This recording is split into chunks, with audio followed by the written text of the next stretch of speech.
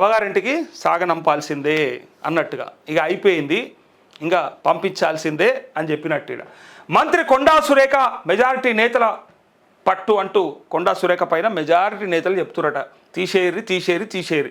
ఇది ఎట్లా ఉంటుందంటే, తీసేయాలని ఎప్పటి నుంచో ఉన్నా ఇప్పుడు అవకాశం వచ్చింది. పైగా ఇప్పుడున్న ముచ్చట ఏంటంటే ఎమ్మెల్యేలు అద్దంటారు అని చెప్తే అయిపోయి. ఇక రేవంత్ రెడ్డి తీసేసిందంటే మళ్ళీ అదొక పంచాయతీ. అరే బీసీ నాయకురాలని అట్టెట్ల పక్కకు పెడతారు. అదే కోమటిరెడ్డి రాజగోపాల్ రెడ్డి మాట్లాడితే మరి కోమటిరెడ్డి వెంకటరెడ్డి ఎందుకు రాజీనామా చేయడు, సుస్మిత మాట్లాడితే మరి కొండా సురేఖ ఎందుకు రాజీనామా చేయాలని చెప్పి మాట్లాడతారు. అయితే ఇక్కడ ఎగ్జాక్ట్గా ఇదే మ్యాటర్ గురించి మహేష్ కుమార్ గౌడ్ ఏమన్నాడంటే, ఎవరు మాట్లాడినా పార్టీ లైన్ దాటలే, కానీ కొండా సుస్మిత చేసినటువంటి వ్యాఖ్యలు దారుణం అని చెప్పి అన్నారు. నిజం చెప్తే దారుణమైంది, పరిస్థితి చిత్రమైపోయింది. నిజం చెప్పొద్దు 7.5 కోట్ల భూమి 150 కోట్ల భూమి 7.5 కోట్ల రూపాయలకు అప్పచెప్పారు కదా, అది తప్పు కాదు.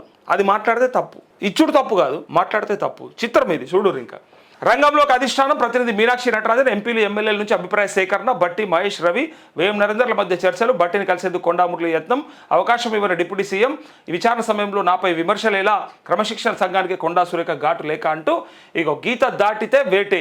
కొండా సురేఖ వివరణ, సుస్మిత వీడియోను పరిశీలించాం, కూతురు వ్యాఖ్యలు ఖండించాల్సింది, కొందరు ఎమ్మెల్యేల ఫిర్యాదులు పరిశీలించి నిర్ణయం తీసుకుంటామంటూ క్రమశిక్షణ కమిటీ చైర్మన్ మల్లు రవి అన్నాడు. అంటే ఇంకా రేవంత్ రెడ్డి డిసైడ్ అయిపోయినట్టే, పక్కకు పెడదామని అనుకున్నట్టే. పక్కకు పెడితే ఏం జరుగుతుంది అనేది మనందరికీ ఎరక. చూద్దాం ఇంకా. అయితే సంస్కారహీనం, కుమార్తె వ్యాఖ్యలతో సంబంధం లేదన్న బుకాయింపే సీఎం రేవంత్ది. 66 మంది ఎమ్మెల్యేల బలమైన టీం, సిఎల్పి వేదికగా ప్రభుత్వ విప్లు ఎమ్మెల్యేల స్పష్టీకరణ. మహేష్ గౌడ్ ఏమంటాడంటే, కొండా సురేఖను కాపాడే అవకాశం లేదు, గతంలో అవకాశం ఉండడంతో ఆమెను కాపాడగలిగా, పార్టీ లైన్ ఎవరు దాటినా చర్యలు తప్ప, కొండా సుస్మిత నేరుగా ముఖ్యమంత్రి పైన ఆరోపణలు చేశారంటూ ఇంకా బిడ్డే వ్యాఖ్య, బిడ్డ మాట అవ్వ పదవికి గండం తెచ్చే. బిడ్డ మాట్లాడినటువంటి మాటకి నాకు సంబంధం లేదని చెప్పి తప్పించుకోనికి అవకాశం లేదు ఇక్కడ. మరి అట్లా అవకాశం ఉన్నది అంటే మరి రాజగోపాల్ రెడ్డి మరి వెంకటరెడ్డికి ఎందుకు సంబంధం లేదు అంటారు. సో ఇట్లా ఈ చర్చ అయితే బాగా నడుస్తూ ఉంది. కానీ ఇలా ఒక మీటింగ్ కూడా పెట్టుకున్నారు, ఆల్ ఇండియా ఓబీసీ అసోసియేషన్ పెట్టుకొని ఒక బహుజన బిడ్డ, ఒక బలహీన వర్గాల మంత్రిని ఇలా బర్తరఫ్ చేయడానికి ప్రయత్నం చేస్తున్నటువంటి రేవంత్ రెడ్డికి వ్యతిరేకంగా నిరసనగా ఇలా ఒక కార్యక్రమం చేపడతా ఉన్నారు. సో ఇక్కడ ముచ్చట ఏంటంటే, వీళ్ళని అంటే చాలా మటుకు 2 కోణాలుగా చెప్తారు. ఒకటేమో అసలు నిన్న మాట్లాడినటువంటి ఎమ్మెల్యేలు 17 మంది ఎమ్మెల్యేలు ఎవ్వరు కూడా కొండా సురేఖ కాంగ్రెస్ జెండా పట్టినాడు లేదా కాంగ్రెస్లో ఎమ్మెల్యే అయినాడు, అసలు వాళ్ళు ఎవరు కూడా కాంగ్రెస్లో లేరు, పైగా ఎమ్మెల్యేలు కూడా గారు. అచ్చ కాంగ్రెస్ పచ్చ కాంగ్రెస్ అంటే ఇదే చిత్రమిగా. ఈమె ఎమ్మెల్యే అయినాడు, వాళ్ళు ఎవరూ లేరు పార్టీలో లేకపోవడం పక్క, ఎమ్మెల్యేలుగా కూడా లేరు, వాళ్ళు ఎమ్మెల్యేలుగా లేరు, పార్టీలో కూడా లేరు అని చెప్తూ ఉంటే ఇటుపక్కకి వెళ్ళి వీలు చేసేటువంటి కామెంటు, అమ్మ అచ్చ కాంగ్రెస్ పచ్చ కాంగ్రెస్ అని మాట్లాడు బాగుంది, కానీ మీరు ఎక్కడెక్కడ తిరిగొచ్చారు చెప్పురు అని చెప్పి, ఒకసారి మీరు కాంగ్రెస్లో, రెండవసారి మీరు అప్పుడు వైసీపీలోకి వెళ్ళి జగన్మోహన్ రెడ్డి దగ్గరికి వెళ్ళి మళ్ళా టీఆర్ఎస్లోకి వెళ్ళి మళ్ళా కాంగ్రెస్లో. మనం అన్ని తిరిగి వచ్చినాం కదా, మరి మన ఎంత క్రెడిబిలిటీ ఉంది, మనం ఎంత కరెక్ట్ ఉన్నాం, మరి మన పార్టీలు ఎట్లా, మనం ఎట్లా తిరిగి వచ్చినాం, మరి మీరంతా సక్కన వల్ల మీరేమి శుద్ధపూసలా అని వీళ్ళు మాట్లాడుతూ ఉన్నారు. ఇద్దరు మాట్లాడినా నేనేమంటా అంటే, ఎవరేం చేసినా అసలు పెన్షన్ అడిగేటోడు లేడు, రైతు బీమా ఎందుకు కడతలేరని అడిగేటోడు లేడు, రైతు బంధు మళ్ళా వస్తుందా రాదా గ్యారంటీ లేదు మాట్లాడేటోడు లేడు, రైతు రుణమాఫీ మరి సగమే పెట్టిరు సగమే చేసిరని అడిగేటోడు లేడు.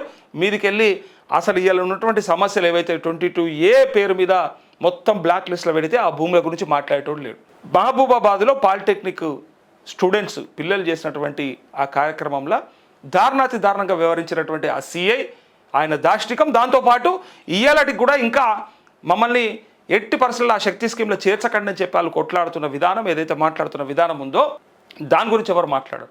ఉద్యోగాలు లేవు, మన వ్యాపారాలు ఎక్కడికక్కడ ఆగిపోయినాయి, ఏ రియల్ ఎస్టేట్ ఎక్కడ ఏం నడుస్తలేదు, ఒక్క 264 కోట్లకు ఒక ఎకరం పోయింది రాయదుర్గంలా అని చెప్పి మాట్లాడి అది చూపించి ఇక రాష్ట్రం అంతా రియల్ ఎస్టేట్ బ్రహ్మాండంగా ఉంది. సప్పుడే కూస్తున్నారు.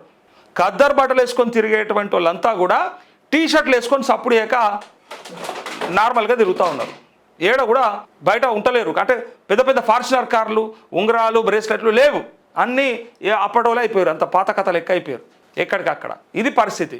అందుకే ఒక పక్క ప్రభుత్వం చేయాల్సినటువంటి పనులు ఏవైతే ఉన్నాయో వాటిని పక్కకు పెట్టి వాటిని వదిలేసి ఏ పని మీద పడ్డారయ్యా అంటే పార్టీలో జరిగేటువంటి తతంగంతో మొత్తం డైవర్ట్ చేసే ప్రయత్నం జరుగుతూ ఉంది. మొత్తం డైవర్ట్ చేసేటువంటి ప్రయత్నం జరుగుతూ ఉంది. ఇలా ఏమొచ్చింది చెప్పుది. ప్రజల సమస్యలు యూరియా దొరకలేదని చచ్చిపోతున్నారు. యూరియా కోసానికి మనకు ఫోన్ చేస్తున్నారు లైవ్. ఇంకా పైకి ఉంటుందా? యూరియా దొరకలేదని ఫోన్లు చేస్తూ ఉన్నారు. యూరియా ఒక్క 10 సెకండ్లలో అయిపోతుందని చెప్తున్నారు. అట్లాంటి పరిస్థితులలో దాని గురించి ఎవరు మాట్లాడరు. కానీ ఇక ఇప్పుడు ఏడో చూసినా పత్రికలు ఇదే వార్తలు అంటే మొత్తం డైవర్షన్ పాలిటిక్స్.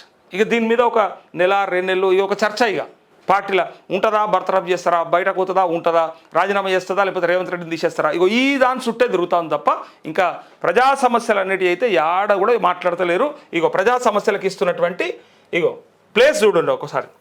ఇగో పల్లెల్లోనూ 22A తిప్పలు అంటూ ఇగో అనుమతి నిరాకరణ కొత్త ఏమీ కాదు. ఇవన్నీ కూడా ఎక్కడన్నా ప్రజా సమస్యలు కానీ ఎక్కడన్నా ఇబ్బందులు కానీ ఉన్నాయా?